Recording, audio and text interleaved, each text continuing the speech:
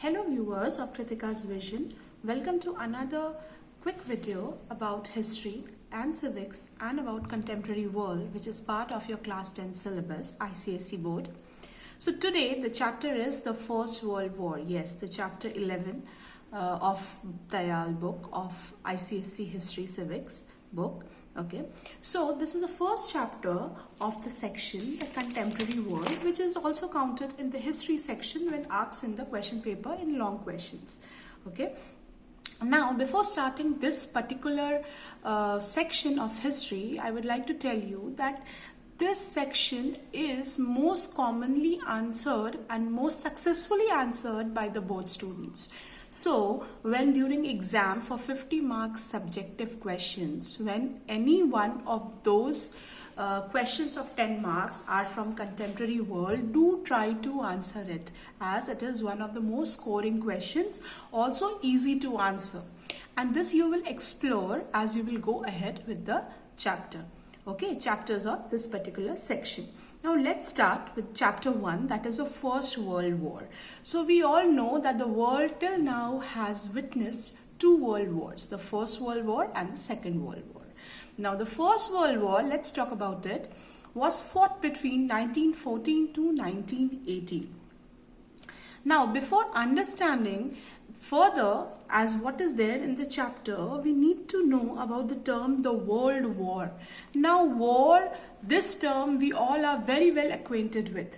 Okay, war are not small fights, they are big kind of turmoil, big kind of indifferences that lead to such situation where people kill each other, take their property, destroy each other, destroy their properties and all. Okay.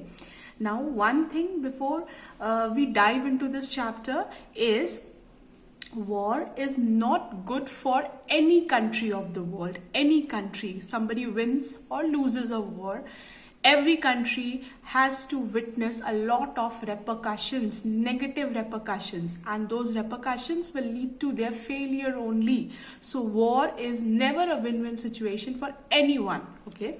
Now let's start with the chapter. Now the first part of the chapter deals with that why the war was called as the World War, First World War. Like I told you, world has witnessed numerous wars in different parts of different countries of the world. We have seen, we have heard, we have read about numerous wars. Then what was so different about this war that gave it the title of the First World War? Okay. So the question is why the war was called the First World War.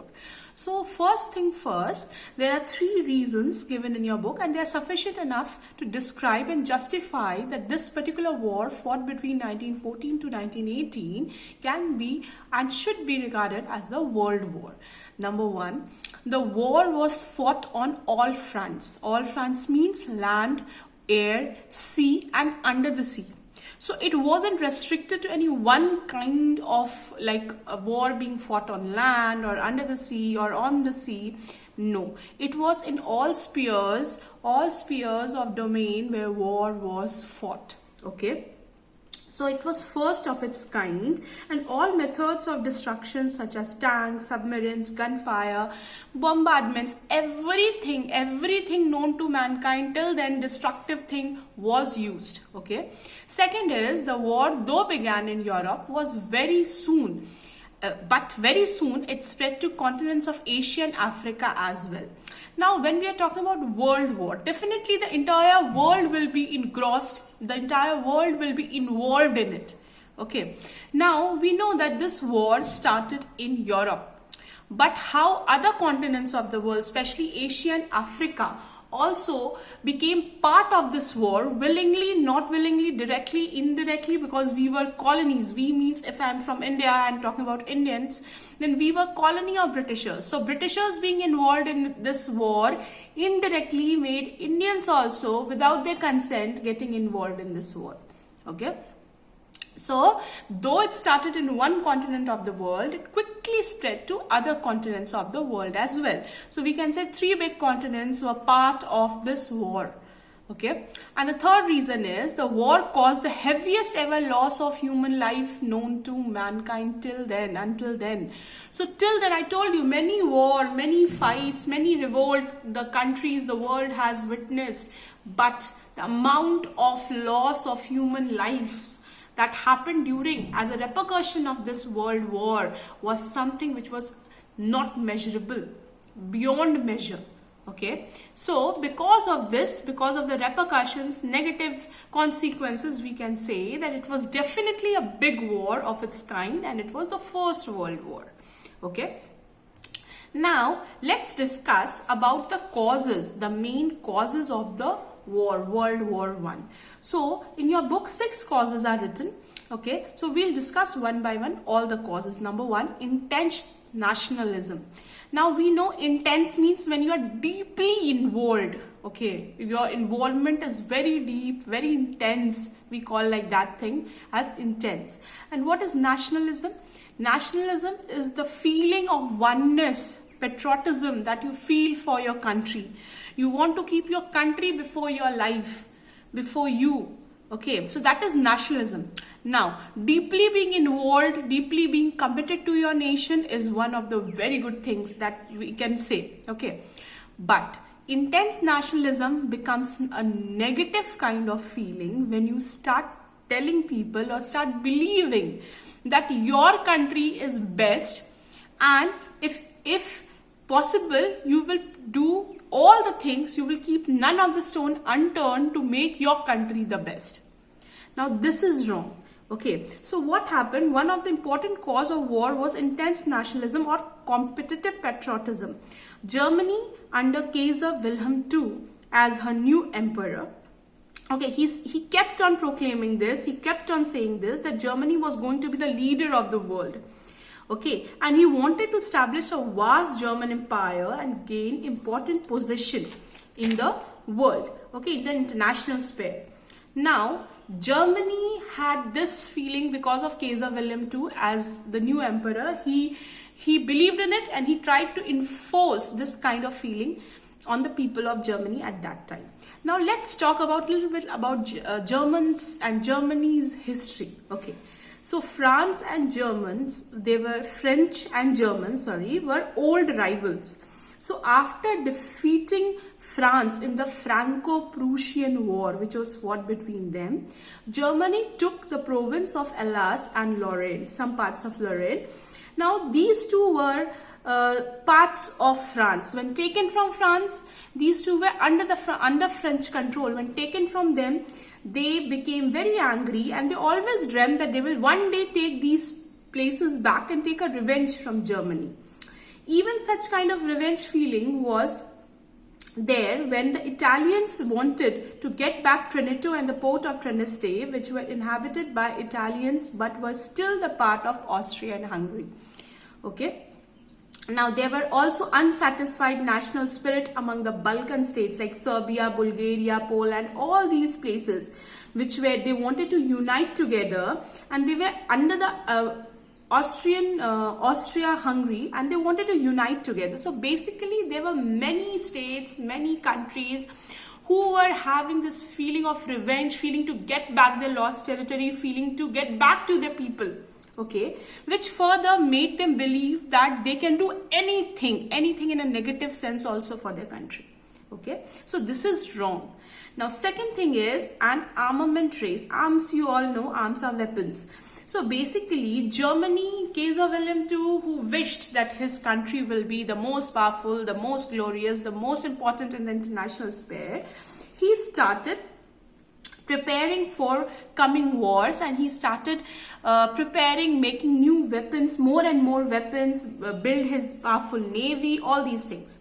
Now, England requested Germany that not to make such naval preparation, such massive naval preparation. Why you are doing? Are you doing it for peace? No, definitely. If you are producing, if you are coming up with more arms, weapons in your country, nuclear weapons, or maybe naval expansion, army expansion, why you are doing? That means either you have this threat that your country needs protection, or you want to, if the situation comes of war, you want to be ready for it, right? So this was what Germany was doing. England asked Germany not to do that, but they continued with it. So Britain and France were concerned that if Germany will grow its military power, naval power like this, then in future, if a circumstance comes when there's a war, battlefield, then Germany will definitely have an upper hand.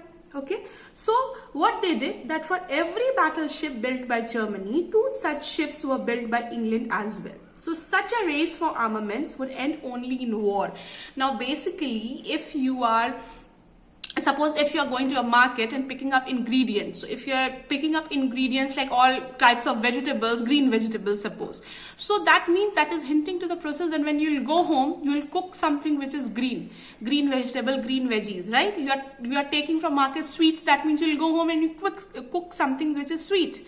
So that's the reason when Germany, when Britain, when France, seeing Germany, they started accumulating, making new weapons, more weapons, expanding their forces. That means that all were thinking that once maybe war will take place and they will use them. So everyone was preparing for war. Okay.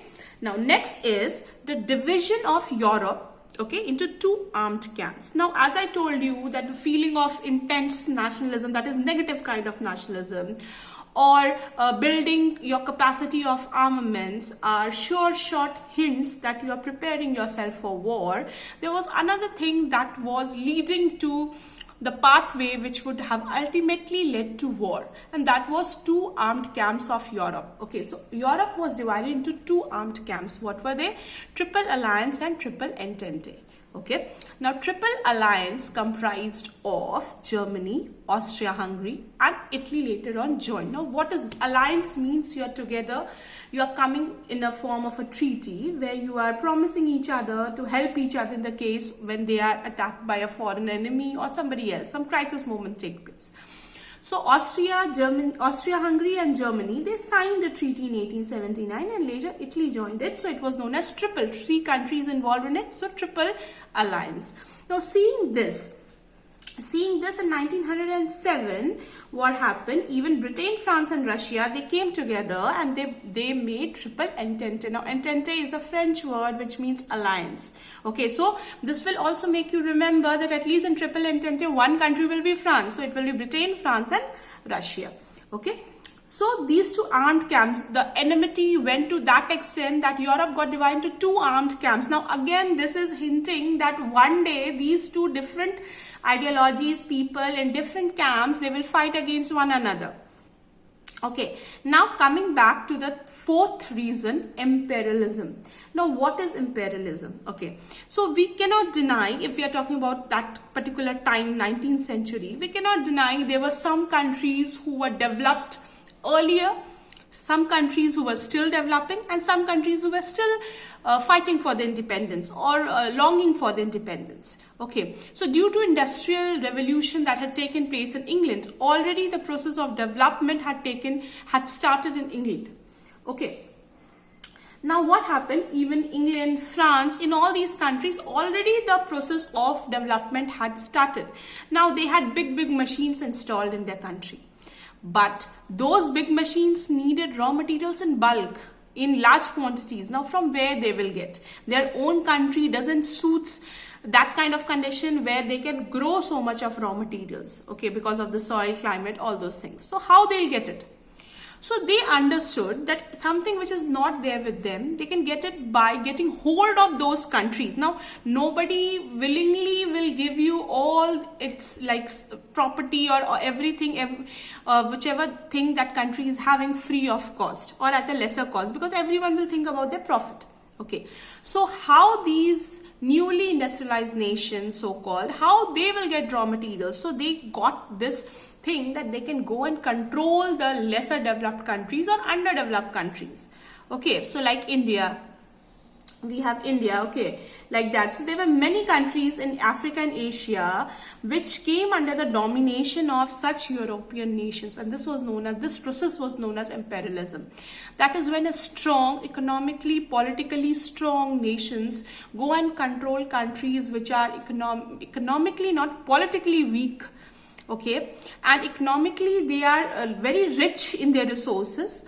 So this kind of thing is known as imperialism.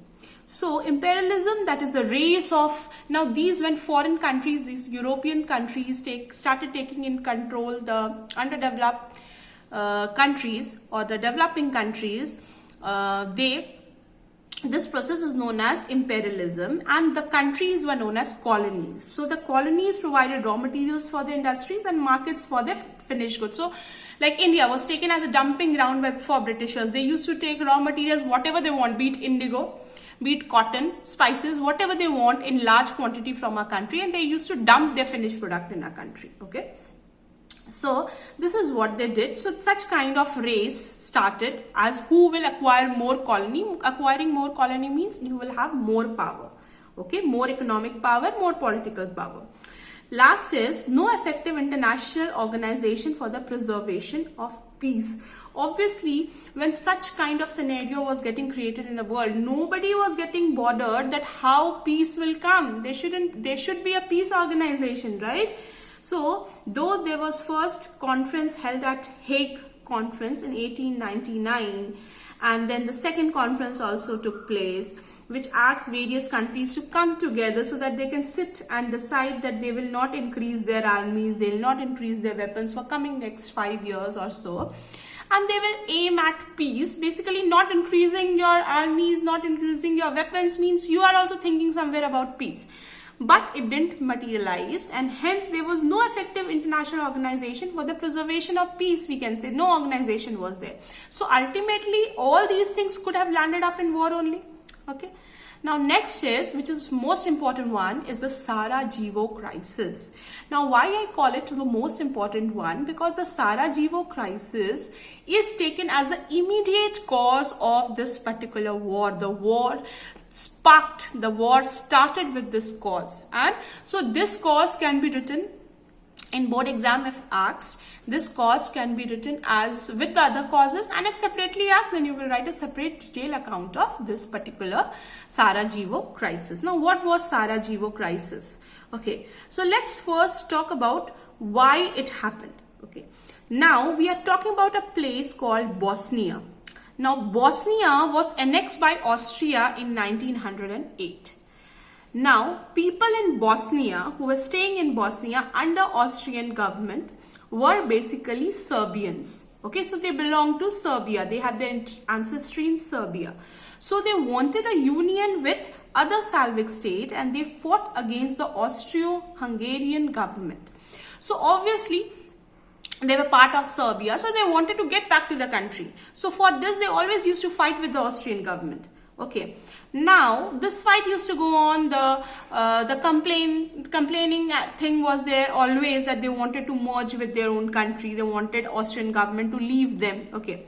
What happened on 28th of June 1914? Archduke Francis Ferdinand and his wife, okay, who was a crown prince of Austria, he was traveling to this place, capital city of Bosnia. Okay, so he was assassinated. He was killed. Killed by whom? The assassin was Gavrilo Princip, a Bosnian. He was a 19-year-old revolutionary student, first revolutionary student, and what he did changed the course of history, changed the course of Europe.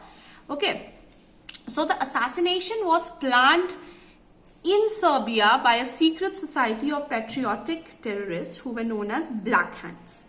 Now, they wanted to achieve the union of, because they wanted that everyone should come together, all the Slavic states should come together under Serbia.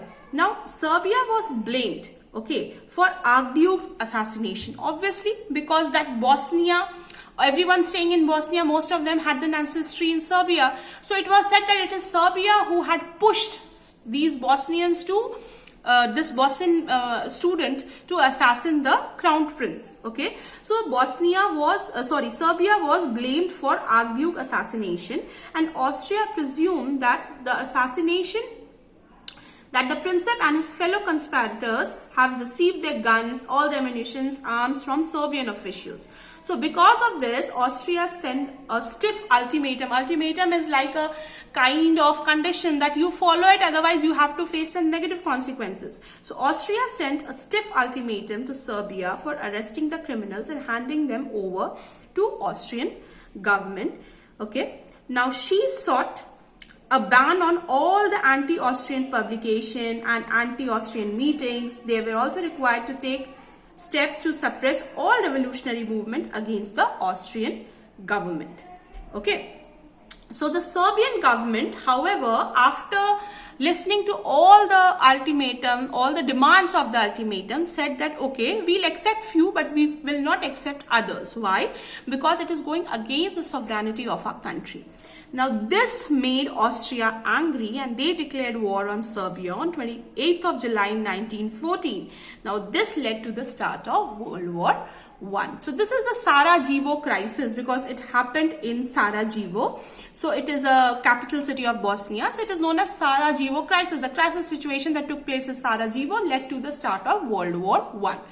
So I hope you have very nicely understood this part of this chapter, and in the next part of World War I, we'll discuss the other parts where we'll discuss about how the war began basically, what were the consequences, what was the Treaty of Versailles, League of Nations, everything we'll discuss. So please stay tuned to Kritika's Vision for further updates. Till then, here Kritika signing off. Kindly share, subscribe and like my channel.